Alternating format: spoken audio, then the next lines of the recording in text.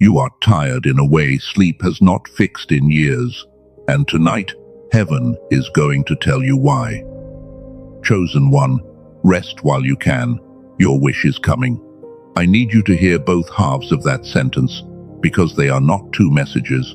They are one instruction and one reason, welded together. Rest, because it is coming. Not rest, in case it comes. Not rest, instead of it coming. Rest, because it is coming. And because the version of you that receives it cannot be the version that is white-knuckling the wheel at 2 in the morning. I know what your nights have looked like lately. You lie down, and your body stays in the meeting. You close your eyes, and your mind keeps refreshing the same page, checking on the dream like a pot that refuses to boil. You have prayed about the wish, worked for the wish, worried the wish like a stone in your pocket, and somewhere along the way, without noticing, you started guarding it around the clock, as if your grip were the only thing keeping it alive. Tonight, that ends, and here is what will end it. Before this message closes, you will learn the name of the reflex that has been squeezing your own blessing pipeline shut. You will see proof, from the oldest stories and the newest laboratories, that the work on your wish continues while you sleep and does its finest hours in your absence.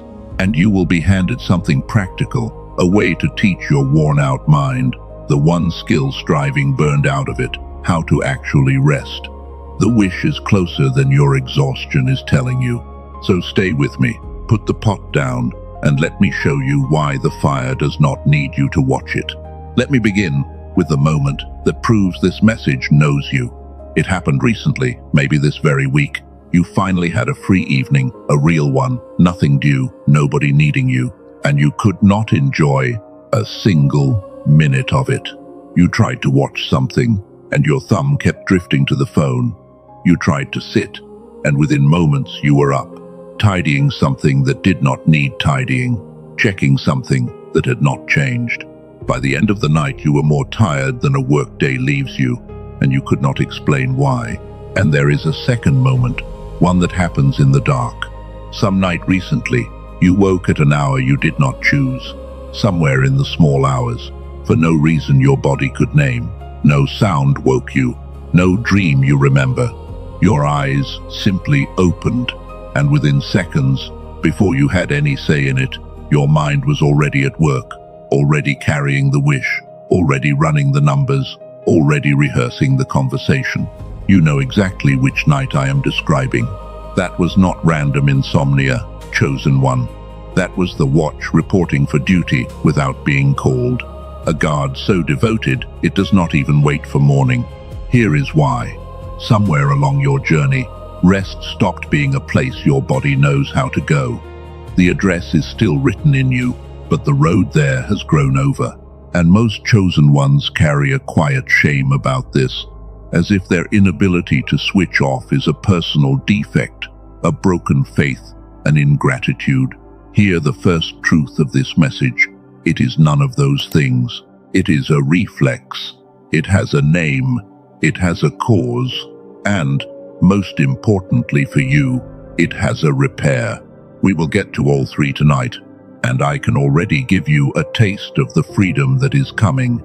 A first loosening before the full release. The exhaustion you feel is not the price of loving your dream. It is the cost of holding a job that was never yours. Somewhere in you, that distinction just landed with a small click, the way truth does. You have been paying overtime on a position you were never hired for, which raises the question that will quietly follow you through this whole message, and I want it to follow you.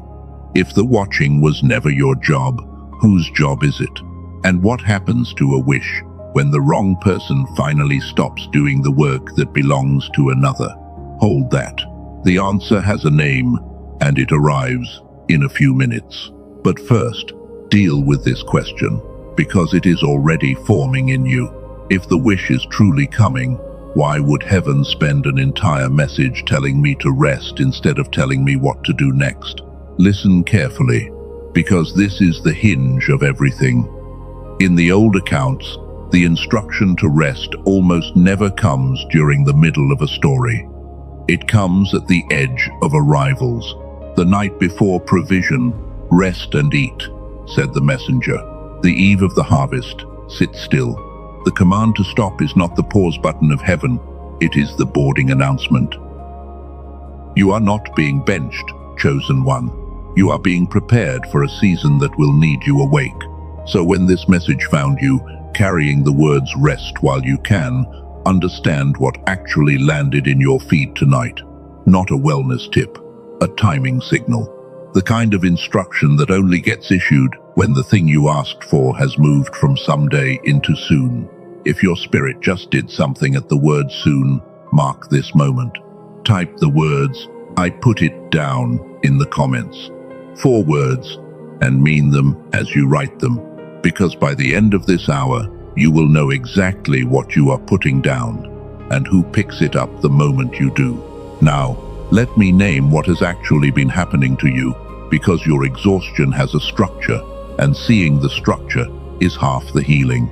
There are 5 signs that a chosen one has crossed from working hard into something else, something that quietly blocks the very thing they are working toward. Count how many live in your house. The first sign, you cannot finish a rest. Vacations that need vacations. Days off spent orbiting your obligations.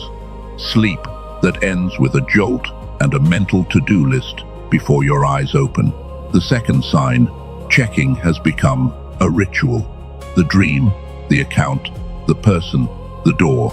You check them the way a nervous mother checks a sleeping infant, not because anything changed, but because the checking itself briefly quiets something in you. Third, delegation feels like danger. Handing anything off, to people, to time, even to God, produces a low hum of dread, because deep down you believe nothing gets done properly unless your hands are on it. Fourth, your body keeps a fist somewhere. For some of you, it is the jaw. For some, the shoulders, the stomach, the hands themselves. Somewhere in your body there is a muscle that has not fully released in years, standing guard over a post nobody assigned it. And fifth, the deepest one, joy, postponement. You have told yourself 100 versions of the same sentence. I will rest when it comes through. I will celebrate when it is signed. I will breathe when we are safe. Peace is permanently scheduled for a date that keeps moving. Notice before we go on, who is still here? The people who needed a productivity tip left this message minutes ago. The people who wanted a lottery word for their wish left even earlier. You stayed through a message that has so far only described your tiredness with uncomfortable accuracy. That staying is its own signature. Chosen one. Only 2 kinds of people can hear their exhaustion described without flinching away: the ones who have given up and the ones who are almost home. Your presence here tells me which one you are. If 3 or more of those signs are yours, then hear the diagnosis gently, because it comes with honor attached. You are not lazy, and you were never lazy. You are not faithless, and you were never faithless.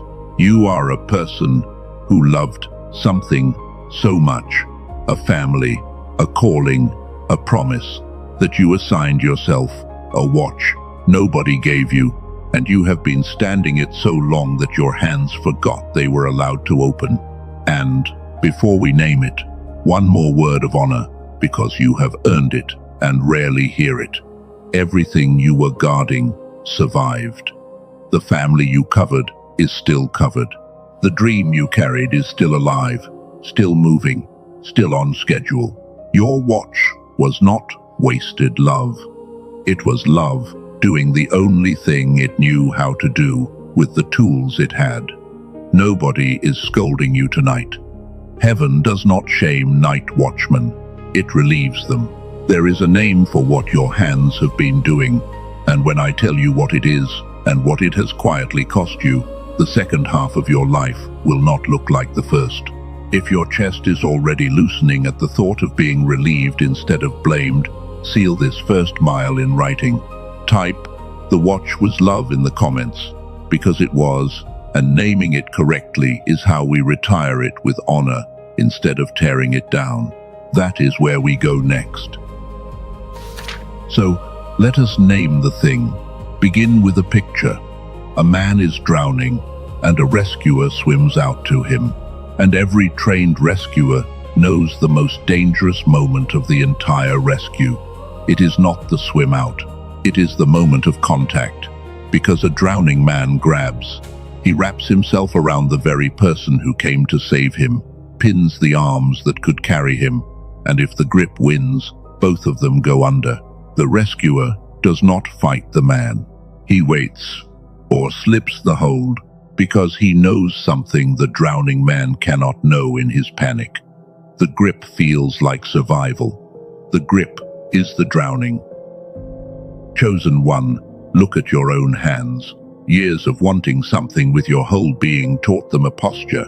You started holding the wish, the way a drowning man holds a rescuer, with everything, all the time, from every angle. The checking at midnight, the mental rehearsals, the refusal to hand anything off, the guilt whenever your attention drifted toward joy. Every one of those is a finger tightening, and nobody ever told you the physics of the thing. Wishes are not kept alive by grip strength. They are received, and receiving is something open hands do. We call this the grip reflex. And notice both words carefully.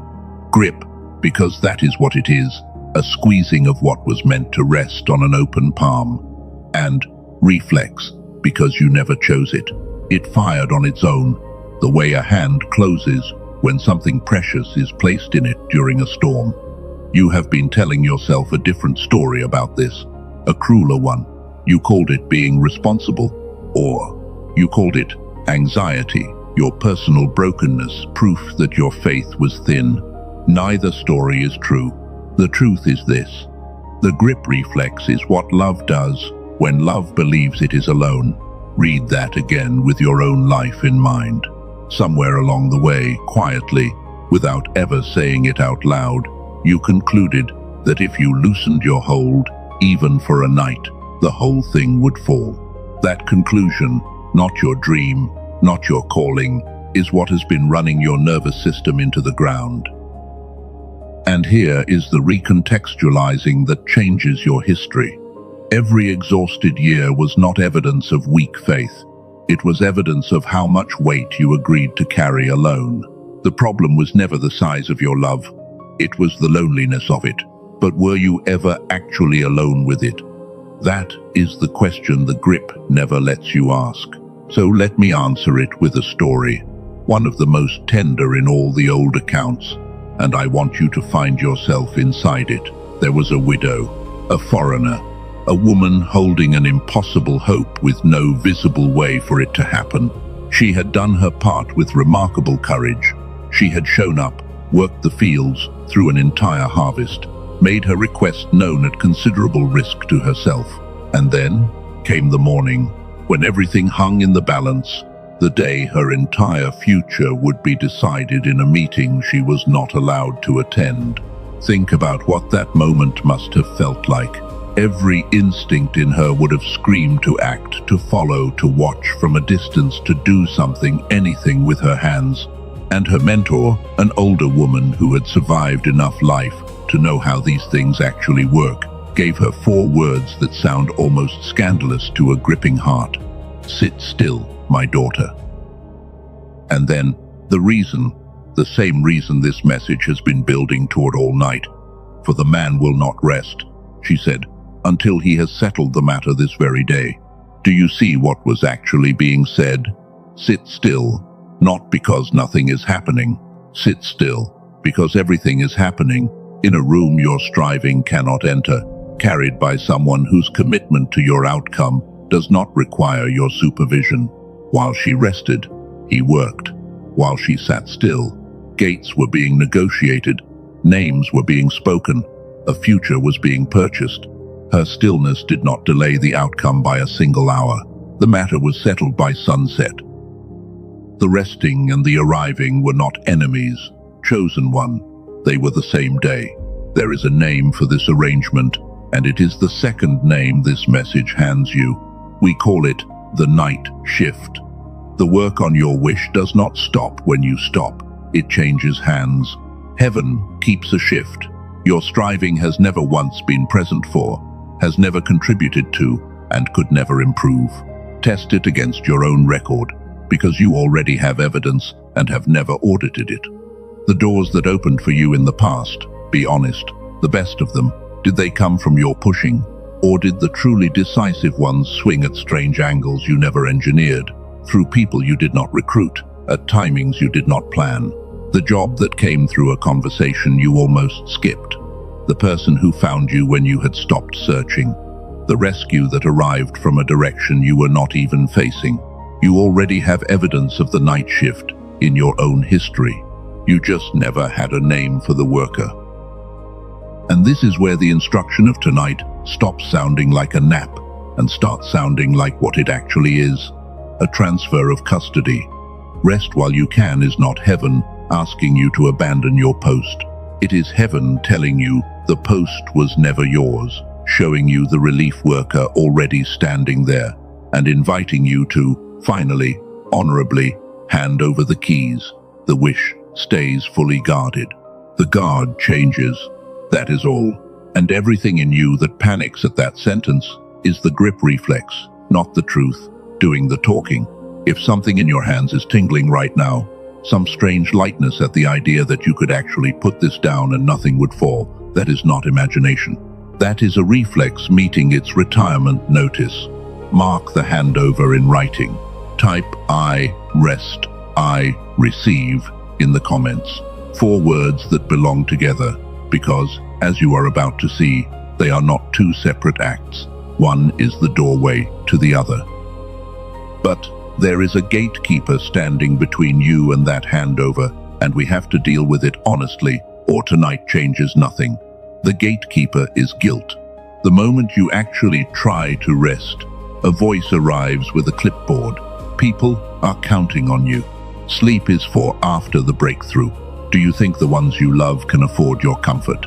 You have obeyed that voice for years and called the obedience devotion. So let us examine its credentials. The voice claims that resting means quitting on the people and the promise you love, but run the logic all the way through. What does the wish actually need from you on the day it arrives? It needs your eyes clear enough to recognize it, your hands steady enough to sign for it, your heart soft enough to enjoy it, and your strength intact enough to steward it. Now ask, is the version of you that has not truly rested in years moving toward that person or away from them every single week? The guilt says rest robs your dream. The arithmetic says the grind is robbing it, one exhausted day at a time. Guilt has been billing you for faithfulness while quietly embezzling the very capacities your future requires. And the oldest account of all settles the matter in a way almost nobody notices. In the creation story, the work of 6 days was pronounced good, but the account does not say creation was finished until something else happened. Rest. The 7th day was not a break from the finishing. It was the finishing. Rest was not what the Maker did after completing everything. Rest was the final piece, the crown set on top, the element without which even a perfect world was not yet whole. Chosen one, you have been treating rest as the wage you collect after completion. Heaven has always treated rest as part of the construction. So take back the authority the guilt has been holding.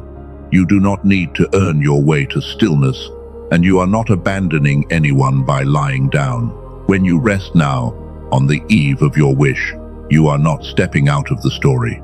You are performing its next required chapter, the one where the receiver is made whole enough to receive.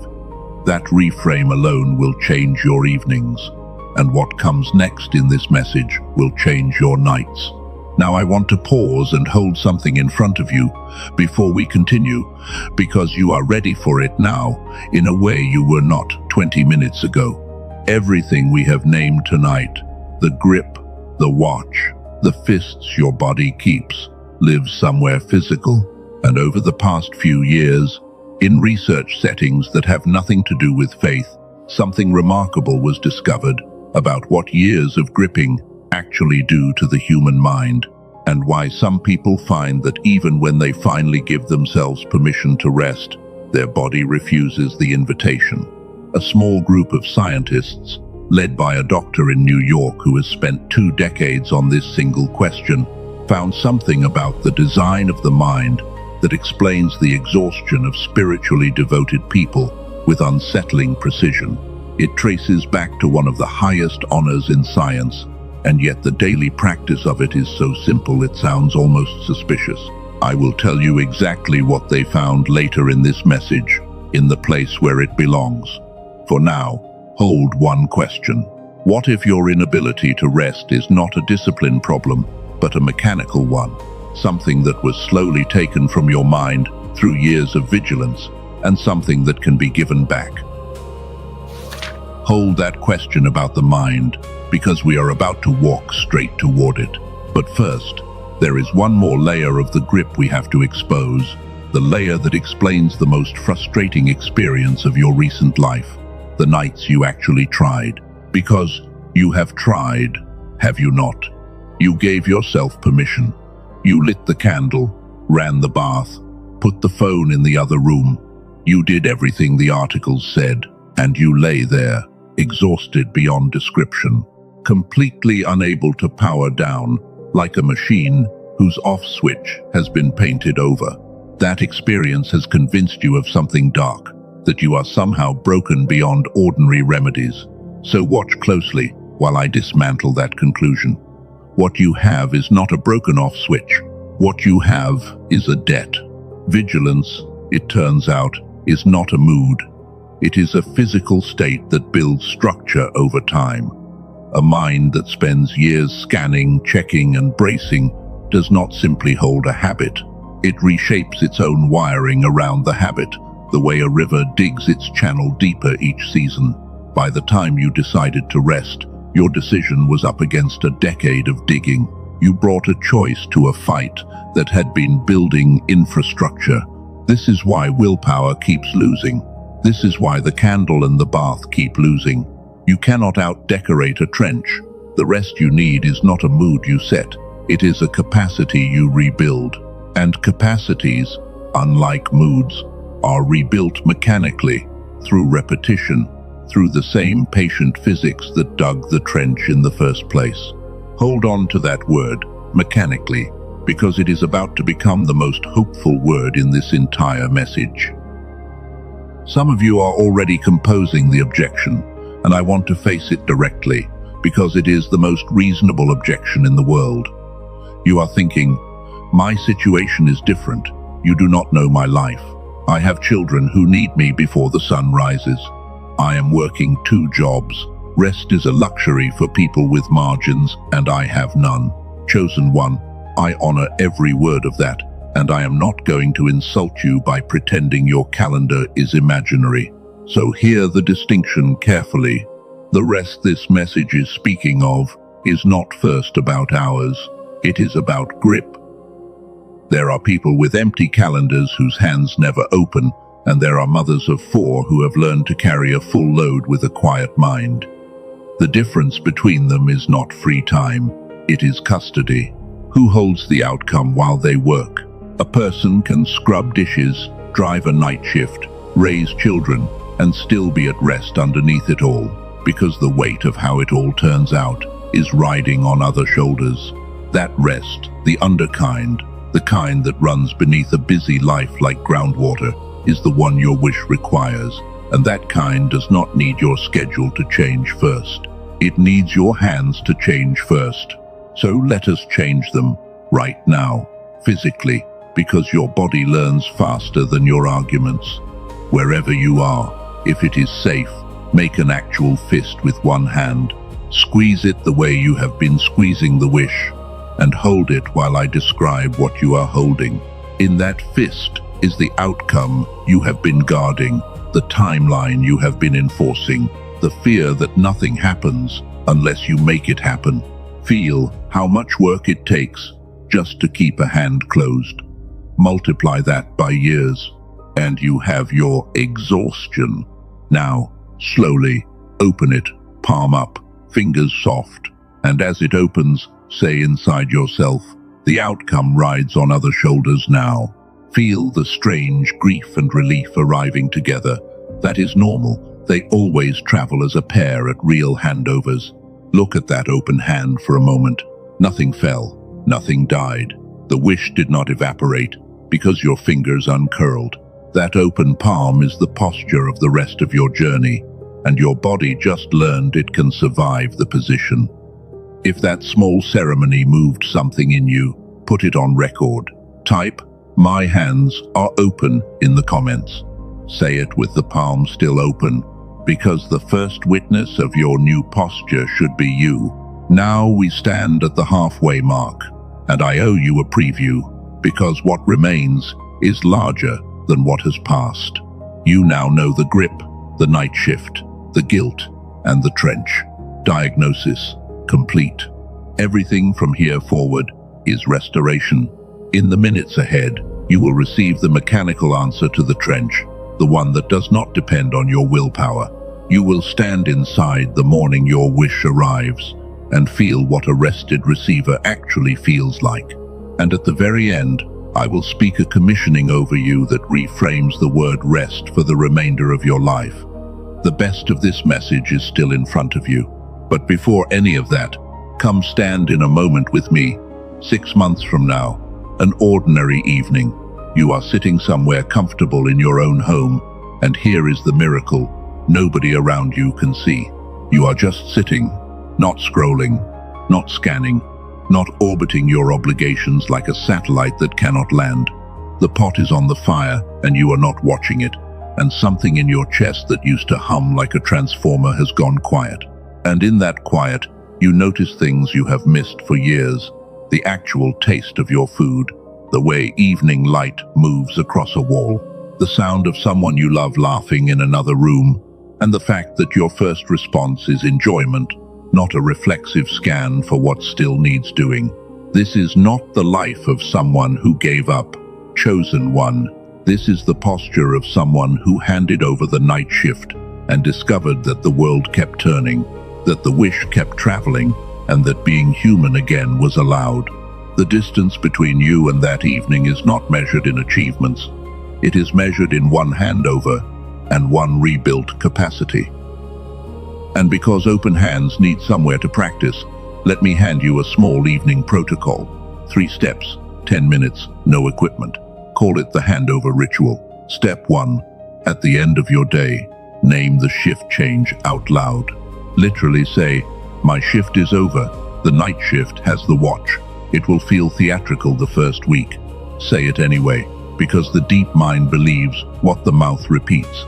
Step 2. File the reports.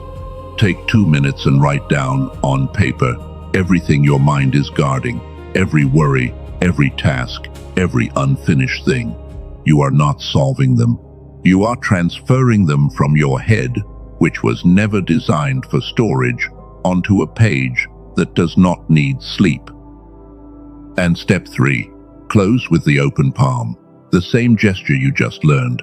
1 slow minute, palm up, shoulders down, 1 sentence. The outcome rides on other shoulders. That is the whole ritual. 10 minutes, repeated nightly. And here is why it matters more than its size. Every repetition is a shovel of earth back into the trench. You are not trying to feel rested tomorrow. You are rebuilding the road to an address your body forgot. And roads are rebuilt by passes, not by wishes. 1 honest word before we cross into the final stretch. Because you have trusted me this far, and trust deserves truth, I cannot tell you the date your wish arrives. I do not know it. And anyone who claims to know it, to the day or the week, is lying to you for one reason or another. What I know is the pattern, the same one that has repeated from the oldest stories to the newest testimonies. The command to rest reliably precedes the arrival. The stillness and the settlement tend to share a season, the way they shared a single day in that ancient harvest town. I will not promise you a calendar. I will promise you a sequence. Rest is not what you do while nothing happens. Rest is what the last chapter before arrival looks like from the inside. And notice something about yourself.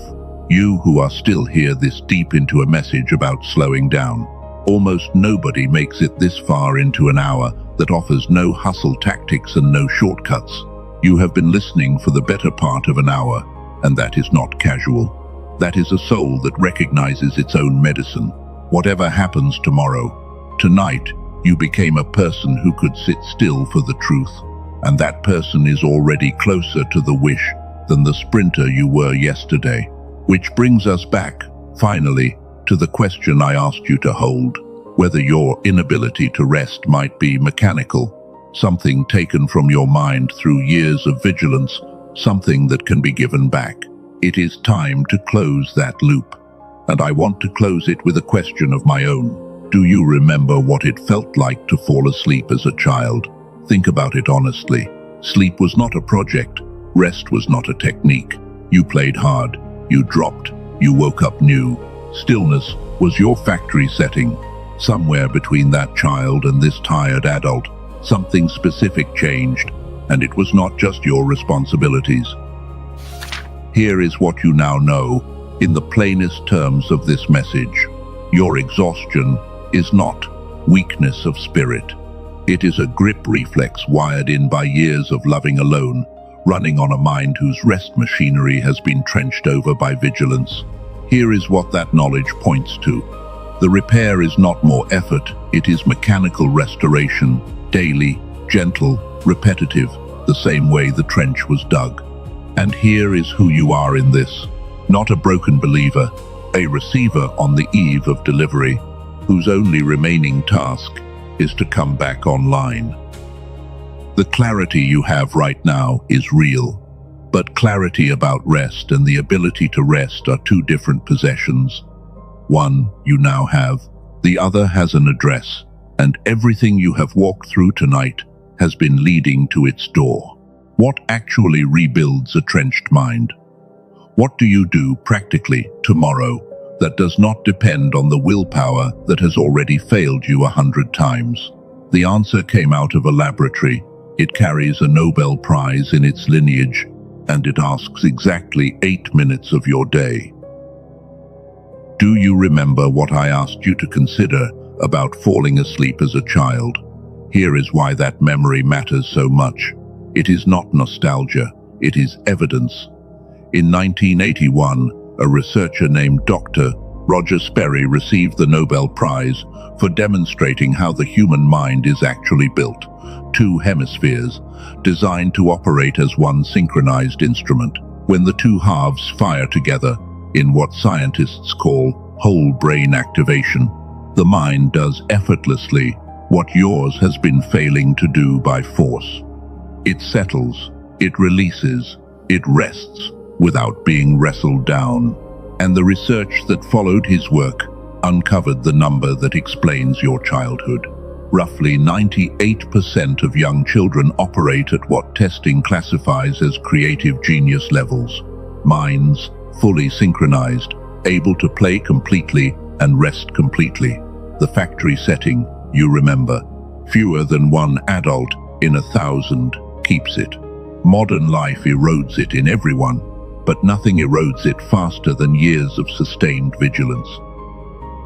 The scanning, the bracing, the guarding, the exact grip. This message has spent an hour naming digs the trench at the level of the two hemispheres themselves, pulling them out of rhythm, locking the mind in a narrow, fog-covered, always-on state.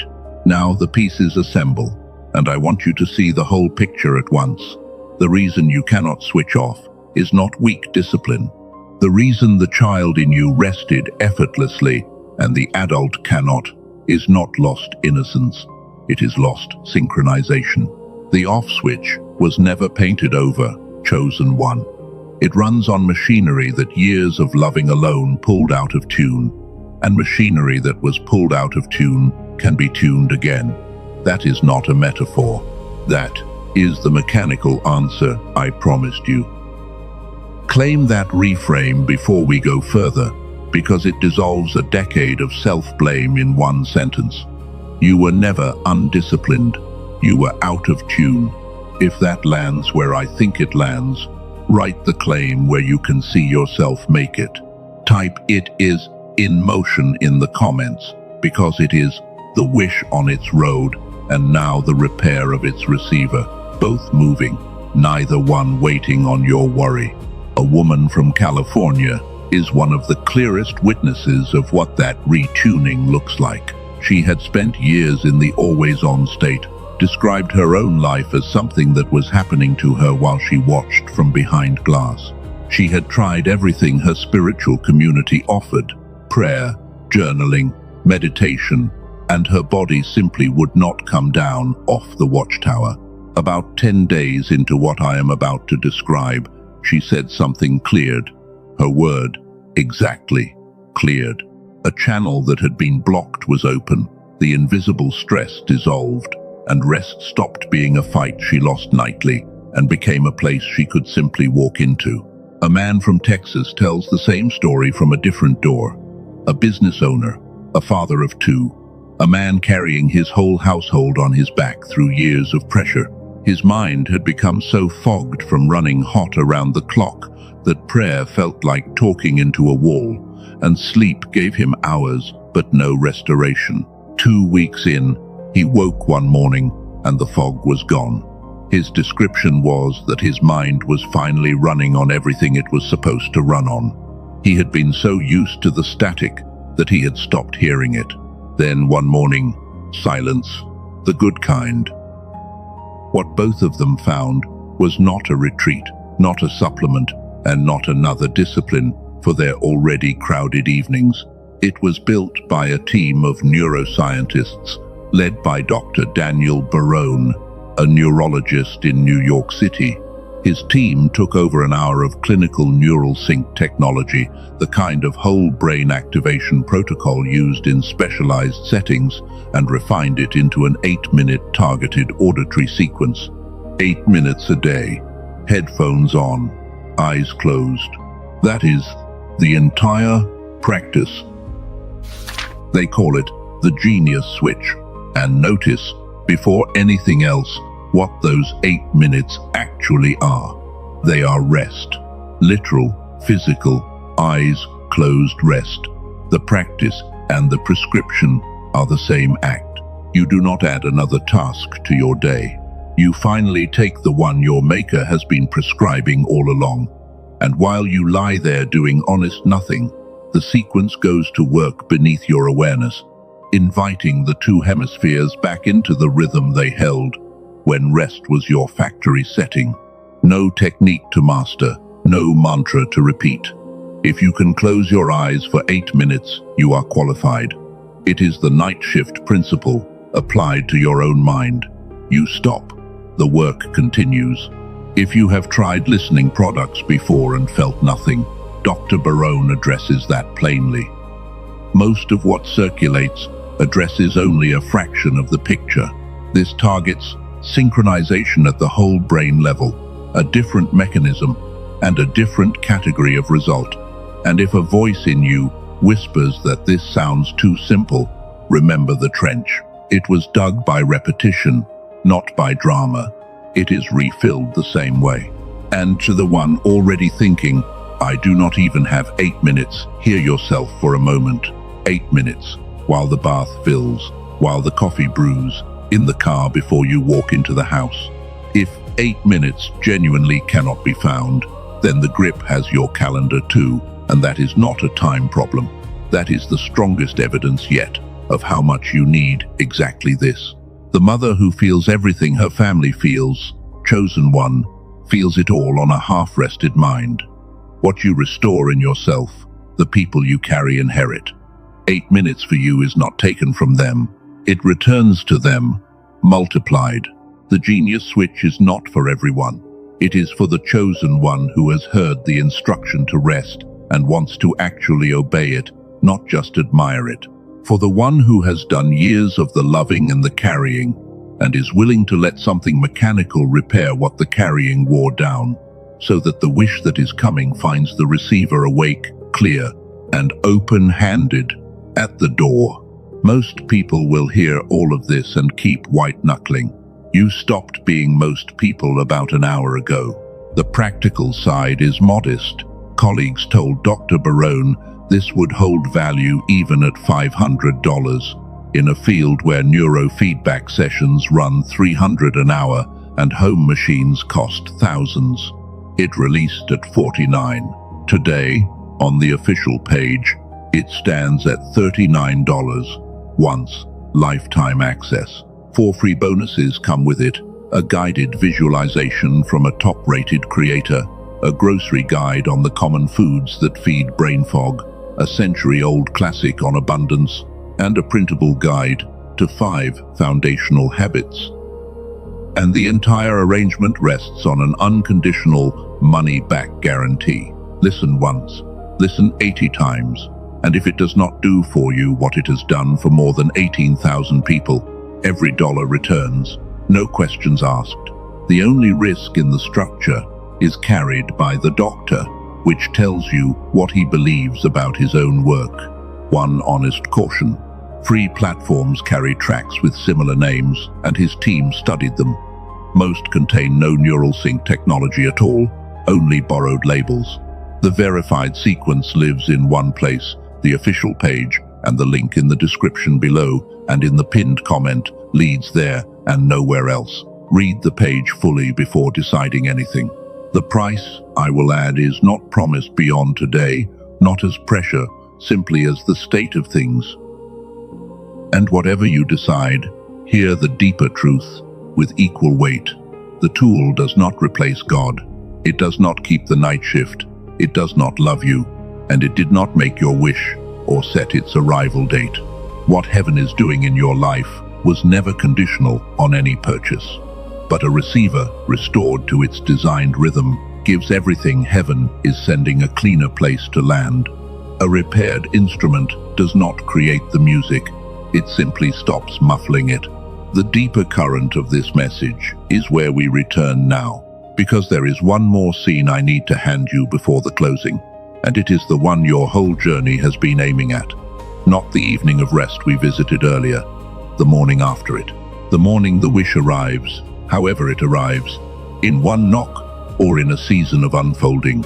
Picture the difference now.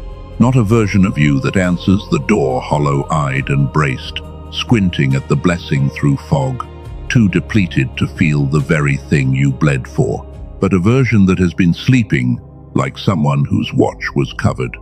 Eyes clear, hands open, heart soft enough to actually feel the arrival land. That difference, chosen one, is what this entire hour was for. Not just that the wish comes, that the wish is received at full depth by the full you. And for the chosen one who felt something stir when we spoke about the mind and the fog, that door remains open in the description below. It is a small step, but small steps taken from open hands have changed entire seasons. There is a word in the oldest language of the scriptures that I have been saving for this final stretch, because you could not have received it an hour ago, and now you can. The word is Menuka. When the ancient songs say, "He leads me beside still waters," the waters are not simply quiet. They are waters of Menuka, and Menuka does not mean a nap, or a pause, or a weekend. It means settled rest, arrival rest, the rest of something that has finally stopped searching, the way a stone stops at the bottom of a lake, the way a bird folds its wings on the branch it flew all day to reach. The old teachers said something remarkable about it. They said that when the 6 days of making were complete, the world still lacked one thing, and that thing was not a creature or a light or a sea. What creation lacked was Menucha, and only when it arrived, on the 7th day, was the world truly finished. Hear that with everything you have learned tonight. Rest is not the intermission of your story. Rest is a created thing, a substance, the finishing element, and it is the exact element the Maker is handing you on the eve of your wish. Rest while you can is not advice, chosen one. It is Menucha, being offered to a life that has been 6 days long for years. So let us receive it properly, together, right now.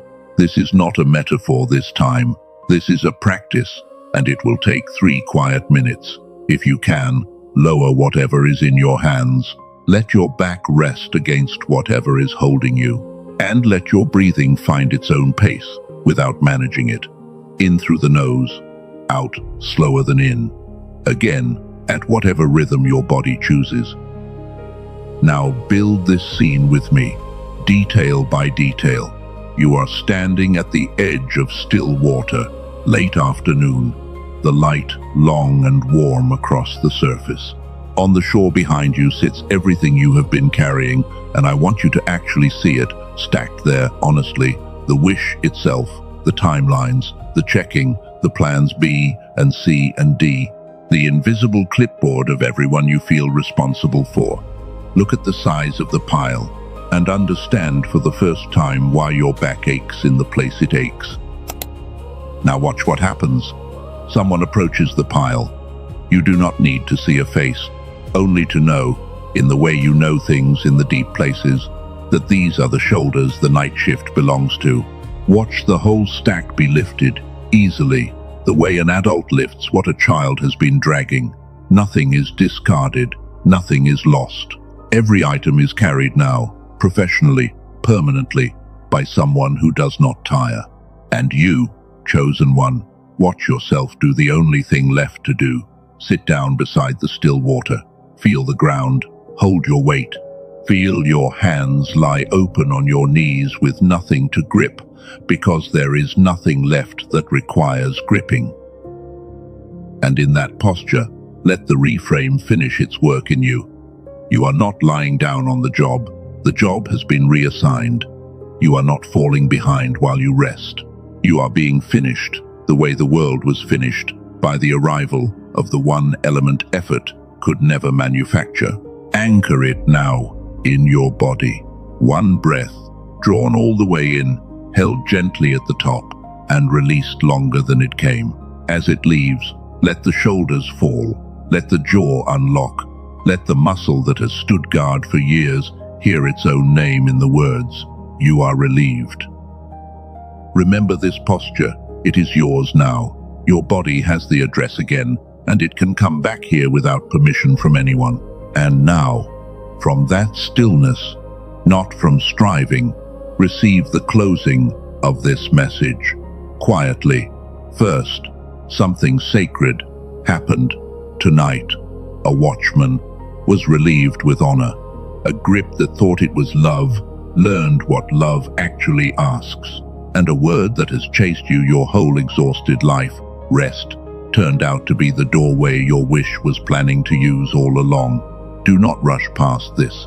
You heard your own hands described tonight, and they are already changing. Now, release, and we will do it in the old way, the spoken way, one thread at a time. I release the night watch. It was never mine. I release the checking. The answer does not need my surveillance. I release the timelines. The appointed day was never on my calendar. I release the guilt of stillness. Rest is my inheritance, not my theft. I release the fear that nothing moves without me. Everything essential is moving now, tonight, in hands stronger than mine. I release the version of me that could only feel safe while exhausted. And what I release does not fall. It lands in the hands that were always reaching for it. And now, rise inside, because the final words are declaration, and they belong to you. I am the chosen one who learned to open the hand. I am not the keeper of outcomes. I am the receiver of promises. My wish is coming, and it will not find me hollow at the door. It will find me rested, clear, and present, because while I sleep, heaven works, and while I rest, the matter is being settled. I am not behind. I am being finished. The stillness I feared was never emptiness. It was the still water I was being led beside all along. My hands are open, my watch is over, my wish is on its way, and I can rest, because it is coming. If those words found the tired place, seal them where the family of the chosen can witness. Type, "I rest," because it comes in the comments. 5 words that would have felt like surrender an hour ago and stand now as the most confident sentence you have written in years.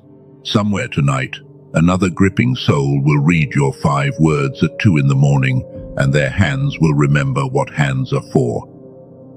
It is done, and let me tell you what to expect as the capacity returns, so the quiet progress does not get mistaken for nothing happening. The first week, do not look for fireworks. Look for gaps, a minute here and there, where you realize you were not thinking about the wish, and the world did not end. Those gaps are the trench beginning to fill. The second and third week, watch your evenings change texture. The pull toward checking will still arrive, but it will arrive like a wave that has lost its undertow, noticeable, no longer commanding. You will sit through it, and sitting through it once teaches your body it can be sat through forever. And somewhere after that, on an ordinary day you will not see coming, you will catch yourself resting without technique. No candle, no protocol, just a person by still water who forgot to be vigilant. When that day comes, mark it quietly, because it means the address has been fully restored and the receiver is standing ready at the door. Recovery of rest is like dawn, chosen one, gradual, then sudden, and always on schedule. There is one more verse I want to leave in your pocket, because it reads like it was written for this exact night. One of the old songs looks straight at people like you and says, "It is useless to rise early and go late to rest, eating the bread of anxious toil." And then it finishes with a line that has 2 readings, and both belong to you. "He gives to his beloved sleep," says the first reading. But the older scholars found a second one hiding in the grammar. He gives to his beloved in sleep. Not just rest as a gift, chosen one, delivery during rest, the provision arriving precisely in the hours when the beloved is not watching. Your grandmother may have known this without the grammar. She simply said that God works the night shift. Either way, the song and the science and the story of the harvest widow all bow toward the same truth. The beloved does not stay up guarding the promise. The beloved sleeps and wakes up richer. There is also a commissioning hiding inside your recovery, and you should know about it now. You live surrounded by grippers. Look around your life, the clenched jaws at your table, the friends who answer messages at midnight, the family members who have not exhaled since some year they can no longer name. The world is full of watchmen nobody relieved, and words alone have never relieved a single one of them. But a rested person in the room is not words, it is proof. When you begin moving through your days with open hands, the grippers around you will notice before they understand. Someone will ask what changed, and they will ask it almost with suspicion, because peace on a familiar face is disorienting. And in that moment you will hold a key that fits a door in them, the same key tonight put in you. You will say, "I found out who keeps the night shift, and I resigned." Your rest, chosen one, is about to become the most persuasive sermon you have never preached. Nobody argues with a person sleeping well in a storm season. They just move closer, hoping it spreads. It does. 3 gentle things before you go. If this message loosens something in you, press the like softly, so it can find the next person lying awake guarding a post nobody assigned them. If you want to walk the coming season inside this family, stay with us, because thousands of chosen ones gather here, learning to receive what they spent years chasing. And bring one face to mind, the friend who answers every message within seconds because she never puts the phone down. The brother who has not taken a real day off in years. The one who says, "I am fine," in a voice that is not fine. You know who appeared. Send this to them with one line. You are allowed to put it down. For a gripping soul, that sentence from a trusted voice is not content. It is a key. And then, chosen one, do the most radical thing this message could ask of you. Go rest. Actually rest.